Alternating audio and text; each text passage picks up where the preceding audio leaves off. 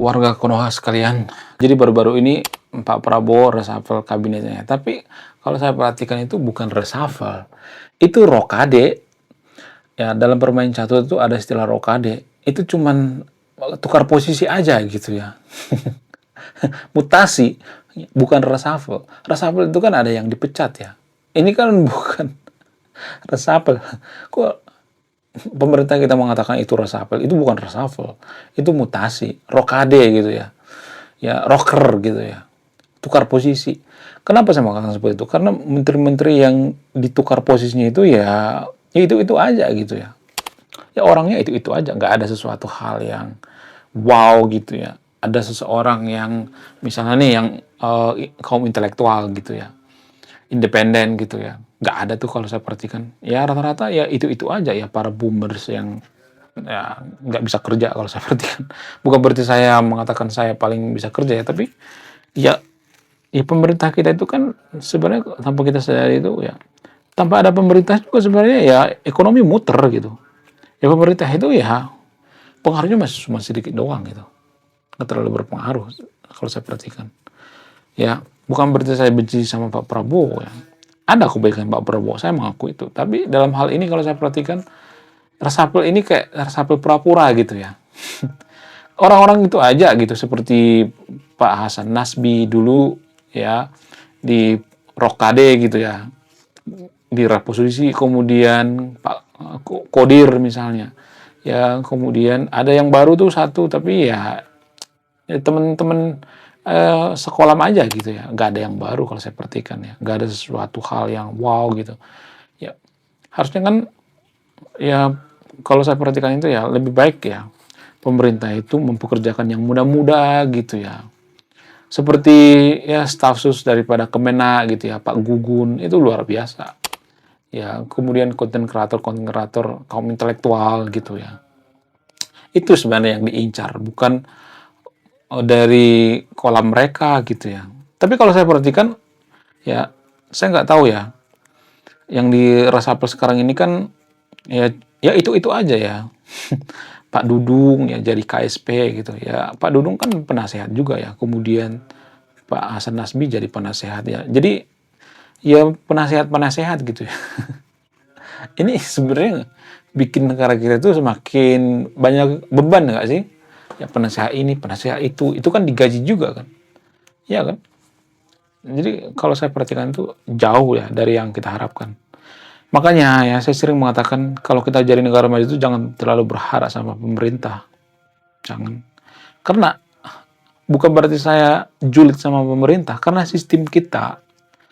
Jadi negara kita itu kan, presiden itu kan kekuasaannya kan sudah dikebiri ya. Ada DPR, ada MPR, ada macam-macam ya. Ada banyak ya, ada mafia, ada ormas ya, ada ketua ormas, ada ketua partai dan lain sebagainya. Ya pemerintah kita itu kan sebenarnya bekerja sama dengan preman gitu. Kenapa? Ya sistem yang bikin seperti ini. Kemudian pemerintah kita juga harus bekerja sama dengan tokoh-tokoh yang terlibat dalam politik identitas gitu.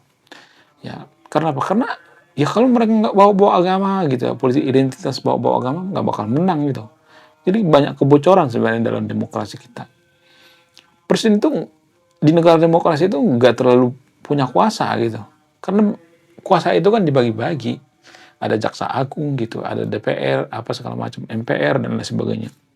Jadi Pak Prabowo itu nggak terlalu berkuasa-kuasa amat gitu. Keputusannya itu kan harus ditangan DPR kan. Dia nggak bisa misalnya dia bikin suatu gebrakan gitu, nggak bisa. Harus ditangani oleh DPR. Kalau DPR kita blow on, kalau DPR kita itu nggak nyambung dengan presiden, gimana coba? Yang ada apa? Yang ada keputusan atau kebijakan presiden bisa aja dibatalkan oleh DPR kan, tanpa kita sadari. Jadi jangan terlalu berharap sama pemerintah lah, berharap sama diri sendiri gitu. Siapapun presidennya, ya jangan terlalu berharap gitu. Mau KDM kayak mau siapapun ya, nggak terlalu berharap. Ya, negara kita itu tidak akan bisa jadi negara maju kalau mengharapkan satu orang, kalau mengharapkan reshuffle nggak ada. Dulu sebelum Pak Jokowi presiden, banyak warga Konoha mengatakan Kalau Pak Jokowi itu presiden, maka Konoha akan jalan negara maju. Apakah kita maju? Enggak kan? Jadi jangan terlalu berharap pada satu orang. Nggak boleh berharap satu orang. Berharaplah sama diri sendiri. Kalau kita berharap sama pemimpin itu, kita akan kecewa. Kita tidak akan bisa jadi negara maju kalau mengharapkan satu orang. Sama seperti Xi Jinping misalnya. Kenapa Xi Jinping itu bisa bikin China jadi negara maju? Bukan dia sih sebenarnya, dari dulu kan sebenarnya sudah lumayan maju ya. Kenapa? Karena masyarakat di sana itu SDM-nya tinggi, sementara Konoha kan SDM-nya rendah. Jadi Presiden Xi Jinping nyambung dengan masyarakatnya, kalau ngomong nyambung gitu ya. Bikin kebijakan nyambung gitu. Makanya Xi Jinping itu bisa jadi presiden seumur hidup. Kenapa? Apa alasannya? Alasannya itu ya karena sistem mereka gitu. Bisa beberapa periode gitu. Sistem China itu kan kalau lu kerjanya benar, kalau kerjanya bagus, bisa bikin negara maju, ya udah lu aja yang jadi presiden. Kan tujuan utama kita kan itu kan, bikin negara maju itu kan. Siapapun yang jadi presiden kalau bikin negara kita maju, ya udah siapa aja gitu, nggak harus kita yang jadi negara maju gitu. Maksudnya nggak harus kita yang jadi pejabat gitu. Sama seperti Xi Jinping misalnya. Ya, Xi Jinping itu kan ya tanpa kita sadari itu dia sangat nyambung gitu ya dengan rakyatnya. Coba kalau Xi Jinping presiden kita, apakah bisa jadi negara maju? Nggak bisa guys. Ya kita jadi negara maju itu karena apa? Ya karena kita itu mau berubah gitu, masyarakat itu mau berubah, bukan karena Xi Jinping gitu. Kalau Xi Jinping jadi presiden kita itu ya yang ada di demo gitu, agamanya apa dulu dong gitu, akidahnya apa dulu gitu, ya kan? Apakah dia NU, apakah dia Muhammadiyah, nggak bakal selesai ya. Ya kalau kita bicara tentang agama nggak bakal selesai. Jadi kita tuh lebih peduli dengan agama seseorang daripada kejujurannya gitu. Itu tanpa kita sadari. Menurut kalian gimana? Coba tulis ke komentar ya. Jadi guys, tanpa kita sadari itu, kita tidak akan bisa jadi negara maju kalau mengharapkan satu orang. Apakah kita bisa jadi negara maju kalau Pak Prabowo presiden? Enggak bisa. Ya, kita bisa jadi negara maju kalau mayoritas masyarakat kita tuh SDM-nya tinggi. Gimana supaya masyarakat kita tuh SDM-nya tinggi? Yang pertama itu, jangan terlalu mabuk agama. Karena mabuk agama itu bisa bikin otak tumpul. Kenapa mabuk agama itu bisa bikin otak tumpul? Karena sedikit-sedikit agama gitu ya. Memilih pemimpin seagama, kemudian kalau kita berpikir itu, oh nanti kita jadi kafir, jadi sesat gitu ya. Sehingga kita dibatasi dalam berpikir. Ya, semua ini muncul karena apa? Karena mabuk agama gitu. Ya, kita lebih memilih agama seseorang daripada kejujurannya gitu. Kalau kita memilih pemimpin itu nggak peduli mau dia jujur mau nggak, yang penting seagama. Ya ini namanya mabuk agama, gimana kita mau maju coba? Kemudian IQ kita gitu ya. Jadi IQ kita itu nggak sampai gitu. Cara berpikir kita itu nggak nyampe. Kita tidak pernah berpikir bahwa negara kita itu bisa jadi negara maju itu karena kita mau maju, karena kita mau bayar harganya gitu. Kita kan nggak pernah mau bayar harganya untuk jadi negara maju. Nggak pernah. Ya, kalau misalnya kita jadi negara maju itu disuruh misalnya baca buku. Buku itu bukan cuma kitab suci ya. Tapi buku tentang misalnya cara supaya negara kita maju, buku-buku yang non ilmiah misalnya, maksudnya bukan non ilmiah, yang ilmiah gitu ya, buku-buku yang bisa dibuktikan secara ilmiah dan sebagainya gitu ya. Jadi itu harga yang harus dibayar. Sementara kan kita kan salah satu negara yang paling malas membaca di dunia. Jadi 10 negara maju itu rata-rata negara pembaca. Nggak ada satupun negara maju dunia ini yang mereka malas membaca, nggak ada.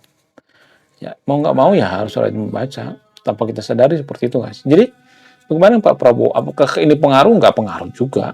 Paling pengaruhnya cuma 1%, 2% doang. Jadi gimana supaya kita jadi negara maju? Apa yang perlu diperbaiki? Ya nggak bisa sekejap. Nggak bisa membalikkan telapak tangan. Kalaupun misalnya ya, katakanlah misalnya Pak KDM jadi presiden atau siapapun itu ya, Pak Mahfud misalnya, Pak Ganjar misalnya. Kalau dia tidak berusaha memperbaiki pendidikan, ya, maka tidak akan ada kemajuan. Nah, masalahnya kalau kita memperbaiki pendidikan itu butuh waktu puluhan tahun sampai 30 tahun baru ada hasil. Beda dengan misalnya kita bangun jalan langsung ada hasil gitu. Ya, Kalau pendidikan tuh nggak ada hasil, sampai 30 tahun baru ada hasil gitu. Ya, itu ya. Ada harga yang harus dibayar untuk jadi negara maju. Ada harga yang mahal sekali untuk jadi negara maju. Menurut kalian gimana? Coba tulis di komentar ya. Saya tidak akan berpihak di video ini. Anda yang memutuskan. Ya. Oke. Sekian video ini, saya tidak menyimpulkan, silakan simpulkan sendiri. Saya tidak memojokkan Pak Prabowo di sini ya. Saya men-challenge yang nonton video ini gitu. Mau nggak bayar harga untuk jadi negara maju? Dengan cara apa? Dengan cara rajin baca buku. Oke, sekian video ini. Terima kasih banyak. Saya kaum intelektual, salam rasional.